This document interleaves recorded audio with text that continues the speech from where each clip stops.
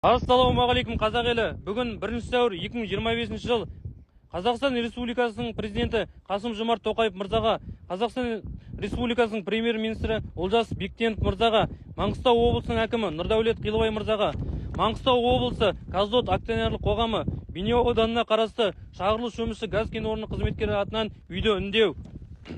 Біздер Шағырлы Шөміші газ кен орны қызметкерлері айлық жалақымыздың төмен екендігін айтып, қазіргі таңдағы басты мәселе айлық жалақымызды 50%-ға көтеру және де 13-ші сыйлықақы беру жөнінде мекеме басшылығына өз арыз талабымызды жазған болатынбыз. 2025 жылдың 1 қаңтарынан бастап айлық жалақымызды 5%-ға көтерілді. Кен орын қызметкерлері еліміздегі қымбатшылыққа байланысты айлық жалақымыздың аз мөлшерде көтерілгеніне қанағаттанбайтынымызды жеткізіп, тағы да көтеруін талап еткен болатынбыз. Бірақ айлық жалақымыздың бұдан әрі көтерілмейтіндігін хаттама түрінде жауап берген болатын.